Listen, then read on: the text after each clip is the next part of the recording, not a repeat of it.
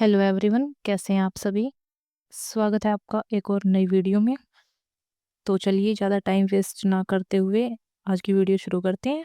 आज की वीडियो का हमारा टॉपिक है पहली बात तो आज की जो वीडियो है ये है अंतर्राष्ट्रीय संगठन यानी कि इंटरनेशनल ऑर्गेनाइजेशन के ऊपर। तो इसमें अभी मैं एक ही टॉपिक को शुरू कर रही हूँ, यूएनओ। यूएनओ की फुल फॉर्म क्या होती है? यूनाइटेड नेशन ऑर्गेनाइजेशंस यानी कि संयुक्त राष्ट्र संगठन। अब है यूएनओ का लक्ष्य क्या है? यूएनओ का लक्ष्य है, यूएनओ का पूरा नाम संयुक्त राष्ट्र संगठन है, जो कि मैंने बताया कि यूएनओ की फुल फॉर्म है यूनाइटेड नेशंस ऑर्गेनाइजेशंस।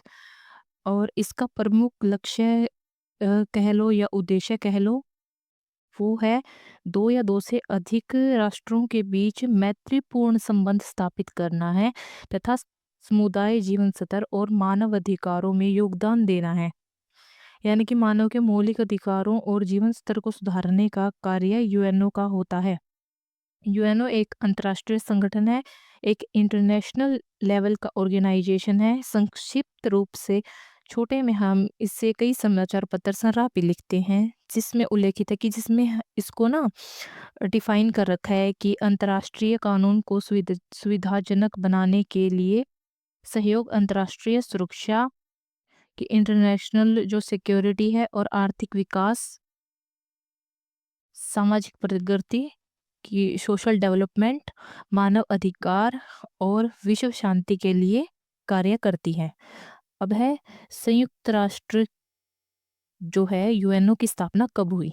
अब संयुक्त राष्ट्र यूएनओ की स्थापना 25 अक्टूबर 1945 को संयुक्त राष्ट्र अधिकार पत्र पर 50 देशों के हस्ताक्षर होने के साथ हुई। यानी कि जो यूएनओ की स्थापना है वो 25 अक्टूबर को हुई और जो संयुक्त राष्ट्र अधिकार पत्र पर 50 कंट्रीज की जो है सिग्नेचर होने के साथ यूएनओ की स्थापना हुई। और अभी प्रेजेंट में वर्तमान में यूएनओ में 193 राष्ट्र शामिल हैं। यानी कि जब यूएनओ की स्थापना हुई थी तब 50 देश शामिल थे। अभी प्रेजेंट में यूएनओ में 193 राष्ट्र शामिल हैं। विश्व के लगभग सभी अंतर्राष्ट्रीय मान्यता प्राप्त राष्ट्र यूएनओ में शामिल हैं। अब है यूएनओ के मुख्य अंग कौन कौन से हैं?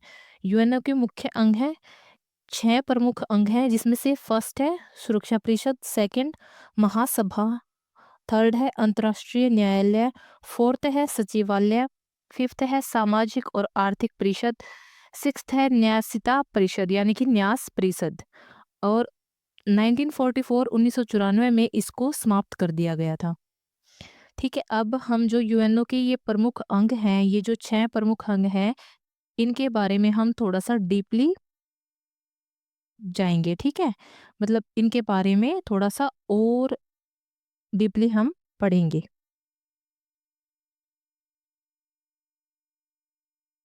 सुरक्षा परिषद, सुरक्षा यूएनओ में सुरक्षा परिषद का क्या महत्व है?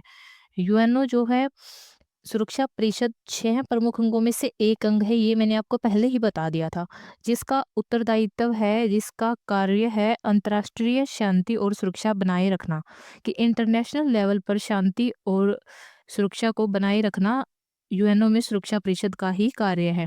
परिषद को अनिवार्य निर्णयों को घोषित करने का भी अधिकार है। ठीक है, जो सुरक्षा परिषद है यूएनओ में, उसको कुछ जो अनिवार्य निर्णय है, जो जरूरी निर्णय है, उनको लेने का भी अधिकार है। ऐसे निर्णयों को क्या कहा जाता है? ऐसे निर्णयों को संयुक्त राष्ट्र सुरक्षा परिषद प्रस्ताव कहा जाता है। क्या कहा जाता है? संयुक्त राष्ट्र सुरक्षा परिषद प्रस्ताव। इसे विश्व सिपाही भी कहा जाता है। इसे विश्व सिपाही क्यों कहा जाता है? क्योंकि यूएनओ में अभी हमने पढ़ा था कि 193 देश शामिल हैं। तो अब इतने देशों की जो है सुरक्षा परिषद, यूएनओ में सुरक्षा परिषद सुरक्षा का कार्य करती है, तो उसे विश्व सिपाही भी कहती हैं, क्योंकि वैश्विक शांति और सुरक्षा का उत्तरदायित्व इसी के पास है। ये मैंने आपको बता ही दिया है। सुरक्षा परिषद में कितने सदस्य हैं? सुरक्षा परिषद में 15 सदस्य हैं, जिनमें से 5 सदस्य जो हैं स्थायी हैं और 10 अस्थायी हैं। जो 5 सदस्य स्थायी हैं वो तो हटेंगे नहीं, वो तो स्थायी रहेंगे। जो अस्थायी सदस्य हैं उनका कार्यकाल सिर्फ 2 वर्ष का है। ठीक है। और जो स्थायी सदस्य हैं वो कौन-कौन से हैं? चीन, फ्रांस, रूस, ग्रेट ब्रिटेन और संयुक्त राज्य अमेरिका। ये 5 सदस्य जो हैं ये स्थायी सदस्य हैं। इन 5 देशों को कार्यविधि मामलों में तो नहीं, लेकिन विधिवत मामलों में प्रतिनिषेध शक्ति है कि इनको कुछ कार्यों की कुछ कार्यों को करने की शक्ति प्राप्त है। बाकी के जो 10 सदस्य हैं अक्षेत्रीय आधार के अनुसार 2 वर्ष की अवधि के लिए सामान्य सभा द्वारा चुने जाते हैं। कि ये मैंने आपको बताया था कि जो 10 अस्थायी सदस्य हैं उनका कार्यकाल कितना होता है? 2 वर्ष का। बाकी के ये हो गया, ठीक है। सुरक्षा परिषद का अध्यक्ष हर महीने वर्णमाला अनुसार बदलता है। कि जो है रोटेशन से हर महीने एवरी मंथ सुरक्षा परिषद का अध्यक्ष बदलता रहता है। अब हम आते हैं सेकंड प्रमुख अंग की तरफ, महासभा। यूएनओ महासभा की संयुक्त राष्ट्र के, ये मैंने आपको बता ही दिया है कि ये भी एक महत्वपूर्ण अंग है। अब महासभा में जिसमें संयुक्त राष्ट्र के समस्त सदस्य राष्ट्रों का संप्रतिनिधित्व है। महासभा नाम से ही हमें पता चला कि महासभा जिसमें समस्त सदस्य राष्ट्रों की संप्रतिनिधित्व है। महासभा संयुक्त राष्ट्र के घोषणा पत्र के अंतर्गत आने वाले समस्त विषयों पर तथा संयुक्त राष्ट्र में विभिन्न अंगों की कार्यपरिधि में आने वाले प्रश्नों पर विचार करती है। महासभा का कार्य क्या है? महासभा का कार्य है घोषणा पत्र, आने वाले समस्त विषयों और विभिन्न अंगों की कार्यपरिधि के ऊपर आने वाले प्रश्नों पर विचार करती है। इसमें सभी सदस्य देशों के प्रतिनिधि शामिल होते हैं, इसलिए इसे विश्व की लघु संसद भी कहा जाता है। ये हमारा एक शॉर्ट क्वेश्चन बन रहा है यहाँ पे कि महासभा को लघु संसद भी कहा जाता है। अब है महासभा का हर वर्ष यानी कि एवरी ईयर, प्रत्येक वर्ष सब सदस्य देशों के प्रतिनिधित्व के साथ एक सम्मेलन होता है, यानी कि एक मीटिंग होती है। इन प्रतिनिधियों में से किसी एक को अध्यक्ष चुना जाता है। एवरी ईयर मीटिंग होती है और उसमें से समस्त प्रतिनिधियों में से किसी एक को अध्यक्ष चुना जाता है। क्योंकि महासभा वह अकेला मुख्य अंग है जिसमें सभी सदस्य देश शामिल होते हैं। महासभा में सभी सदस्य देश शामिल होते हैं।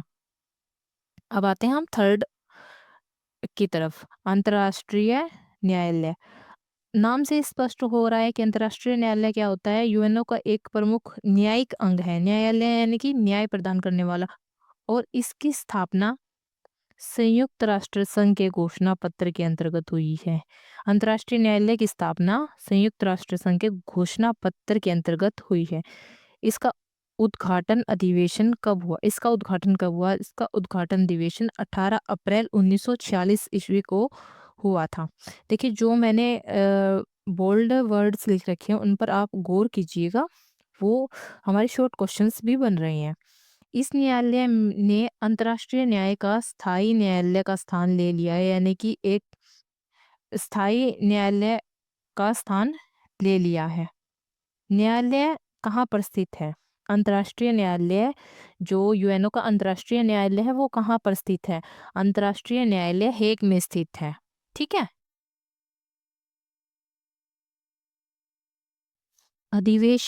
इसका अधिवेशन छुट्टियों को छोड़कर सदा चालू रहता है। अधिवेशन कब होता है? छुट्टियों को छोड़कर हमेशा चालू रहता है।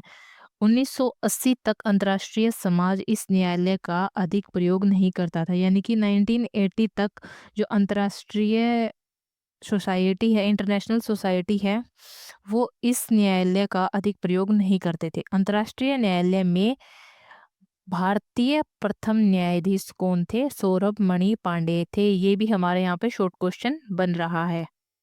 ठीक है। अभी इसके देखिए अभी इसके 3 पॉइंट हमने यहाँ पर कवर कर लिए हैं इस वीडियो में, और बाकी के 3 पॉइंट्स जो है वो हम इस वीडियो के अगले पार्ट में डिस्कस करेंगे। ठीक है। तो चैनल को लाइक, शेयर एंड सब्सक्राइब जरूर करें, और आगे के 3 पॉइंट हम नेक्स्ट वीडियो में डिस्कस करेंगे, ठीक है? Thank you.